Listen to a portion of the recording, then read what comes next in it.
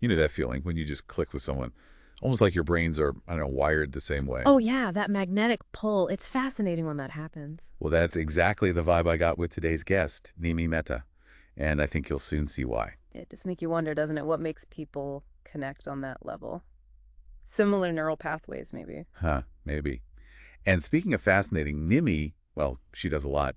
She's CEO of Speaker, a TV and radio presenter, MC, podcast host herself, speaker, mentor. Quite the portfolio, a real powerhouse in communication, it sounds like. Absolutely. So today, we're diving deep into her journey, Hmm. especially that bit after graduation, figuring out dreams, careers shifting. I think a lot of us can relate to that. Oh, definitely.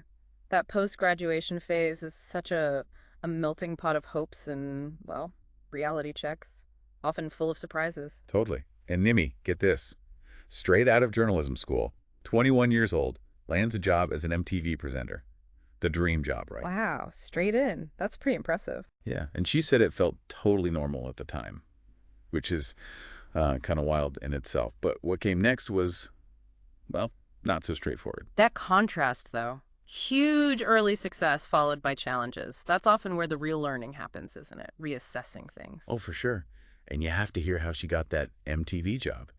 It was an online competition. She produced this whole video herself, rented a church hall, roped in family and friends as extras. No way. Seriously. Just took the initiative like that. Yep. Apparently, the video's still out there on YouTube. She calls it her iconic moment. Shows that drive right from the beginning. That says a lot. Creating your own shot like that, fresh out of school, impressive. Right.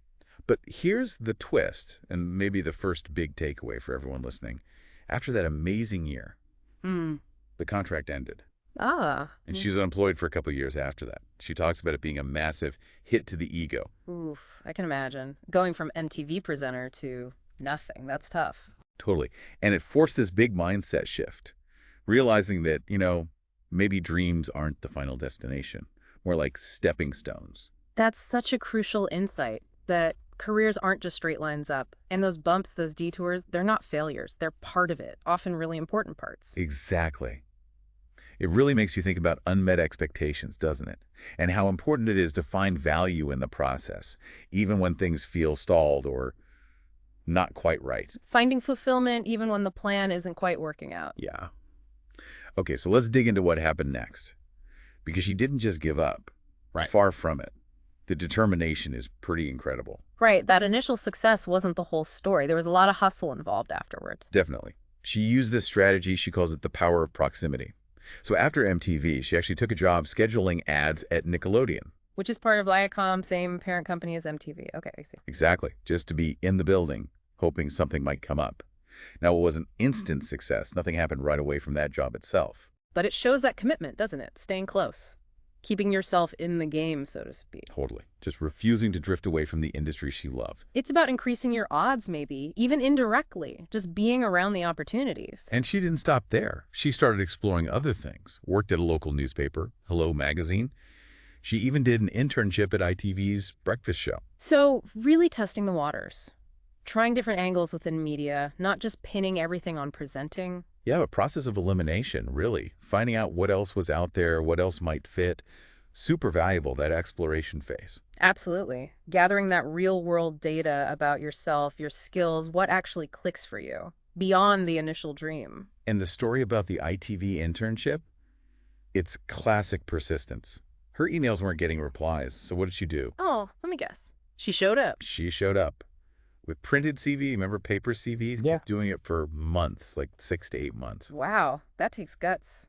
And persistence. Eventually, the producer gave her the internship, basically saying he admired her sheer tenacity, her refusal to give up. See, that kind of follow-through makes a difference. It stands out, especially now when everything's just digital clicks. Shows real commitment. Such a good example. Yeah. So then TV options were a bit thin in the UK at that point, so she pivoted into radio. Okay, another shift. Her first gig, a local station. Mhm. And she's brutally honest about it, says it was shockingly bad, even hideous. Mm-hmm. Okay, not exactly glamorous then. Not at all. Yeah. But here's the crazy part. Just 5 months after that experience, she lands the national breakfast show on Radio 1 Abu Dhabi. Whoa, hold on. From hideous local radio to a national breakfast show in Abu Dhabi Yeah. in 5 months. Yep, massive leap.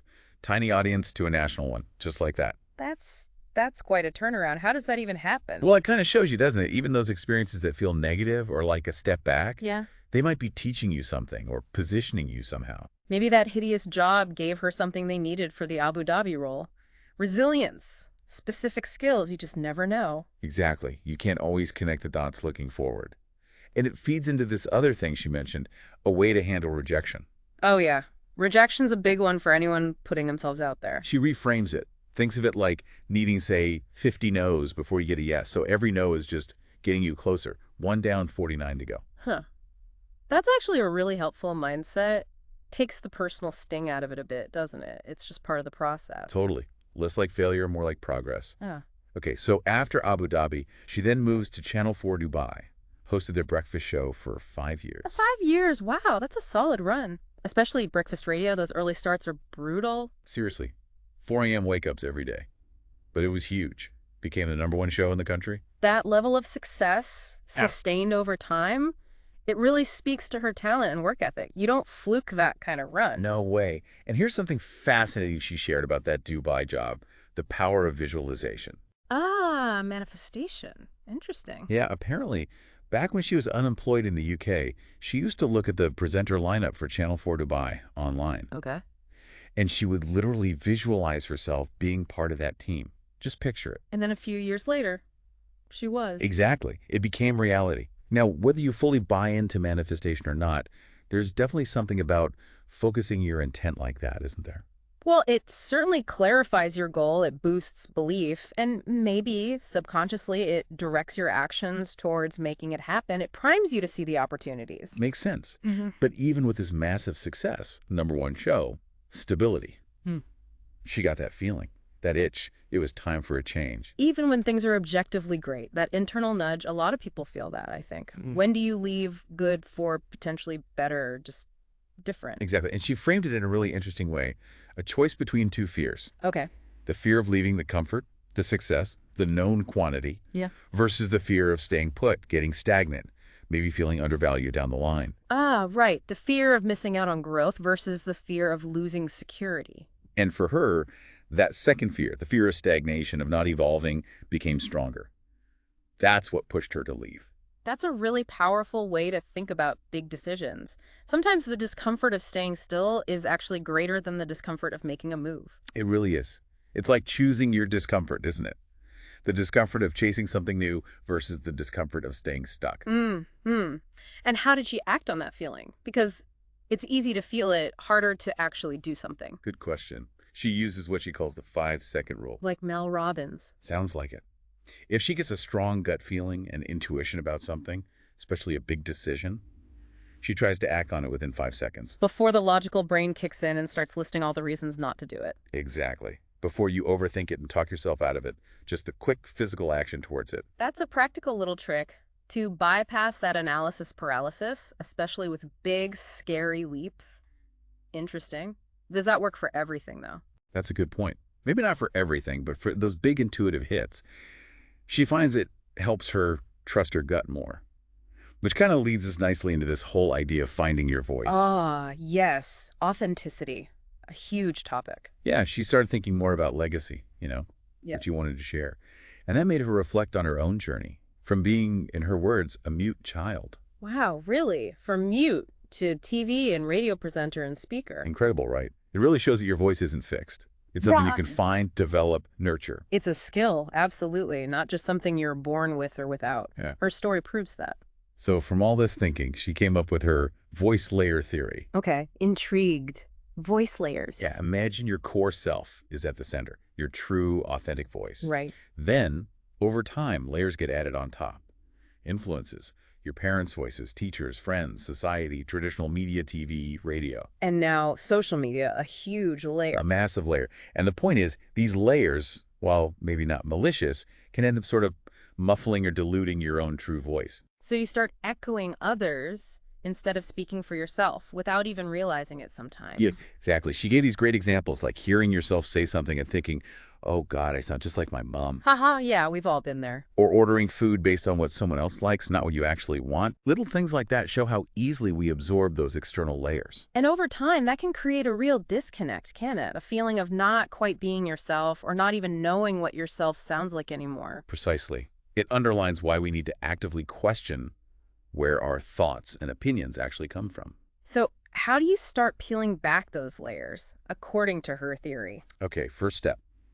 Isolate the voice. Deliberately take time away from the noise. Like a social media detox, less interaction, more quiet time. Exactly. Create space for self-reflection, just to hear yourself think without the constant external chatter. Makes sense. Reduce the input to hear the internal signal better. Then, step 2. Question everything. Seriously, every decision, thought, opinion, feeling. Ask why. Why do I think that? Why do I feel that way? Where did that belief come from? Even question the big things, like your career choice. She admits this can feel like an identity crisis. Which sounds scary, but maybe it's necessary. She thinks so. Yeah. She sees that discomfort as a sign it's working. You're challenging assumptions, getting closer to the core. Okay, so isolate, then question deeply. What's next? Evaluate your immediate circle, the voices closest to you, maybe the 5 people you spend most time with. And ask, are they helping or hindering? Are they amplifying your true voice or dimming it? Exactly. Are they supportive, enhancing, or maybe pushing you to conform? Being really honest about that influence. That's a tough one, potentially, but crucial. The Yeah. company we keep shapes us profoundly. Hugely. And then comes the part she calls cutthroat. Uh-oh. Sounds intense. It's about elimination. Being really disciplined about protecting your core voice. Letting go of influences, people, habits, media, thought patterns that aren't serving that authenticity. Being intentional about what you let in and what you consciously push out. And after clearing the space, rebuilding. Intentionally choosing voices, influences, people who do support and enhance your own true expression. So it's an active process. Decluttering the influences, then consciously curating a more supportive environment for your authentic self. Precisely.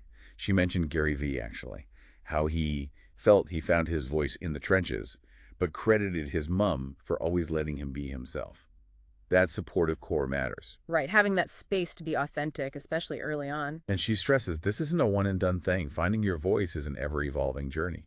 Constant awareness, constant refinement. It has to be, doesn't it? We change, the world changes, influences change. It's ongoing work. So true. Now this ties into another area she talked about, which I think hits home for a lot of people. The difference between being nice and being assertive. Ah, the classic dilemma. Especially for people pleasers. Totally.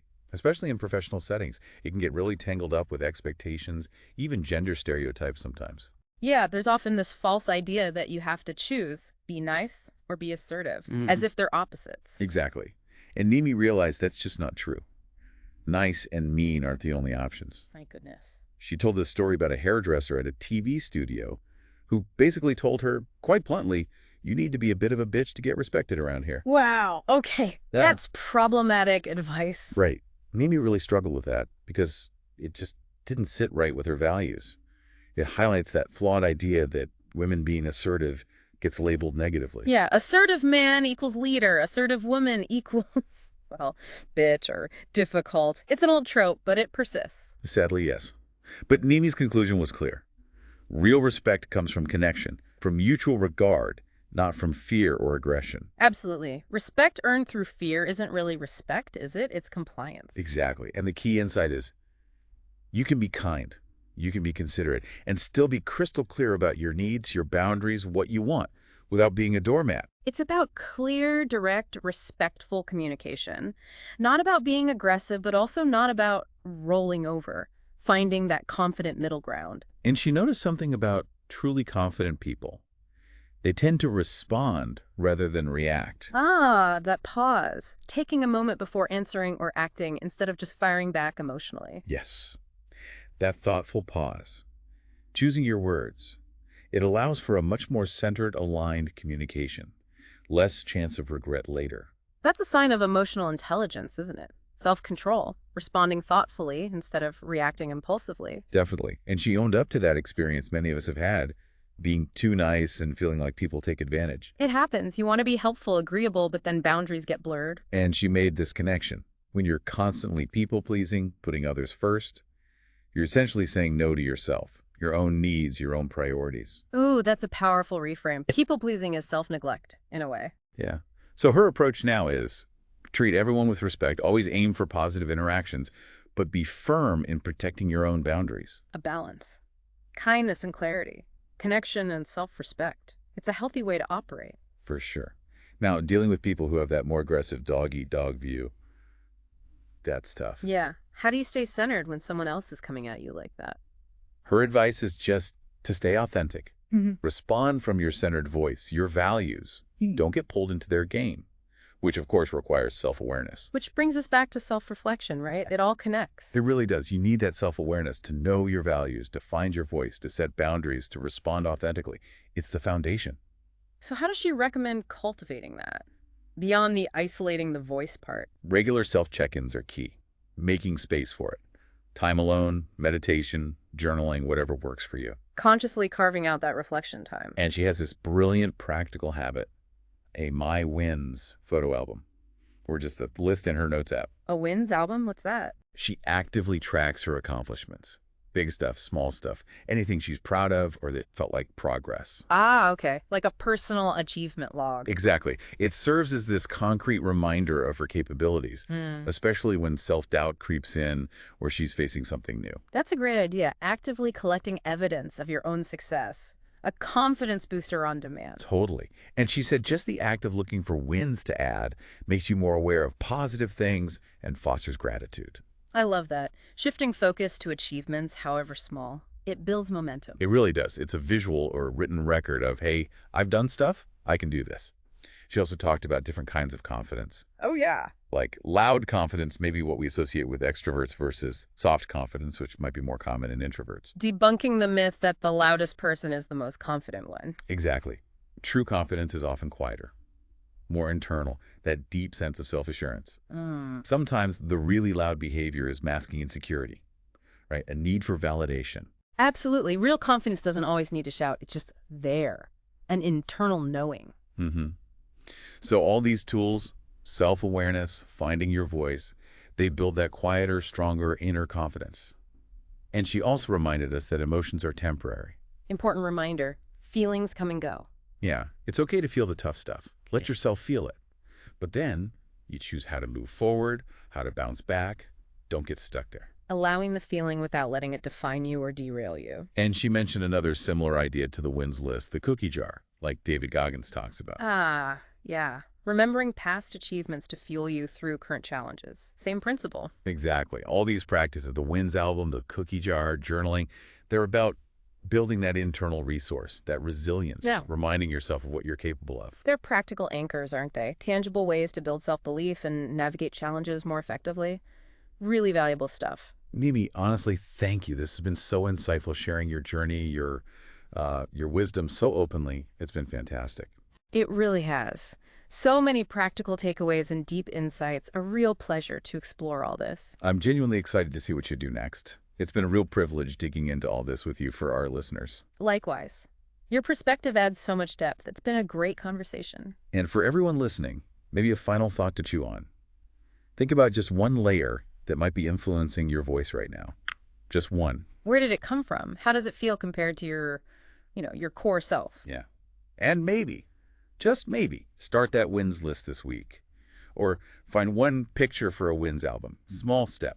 But powerful, a step towards that self-awareness, that confidence. Exactly. Until our next deep dive, keep exploring, keep questioning, and keep trying to speak from that true self.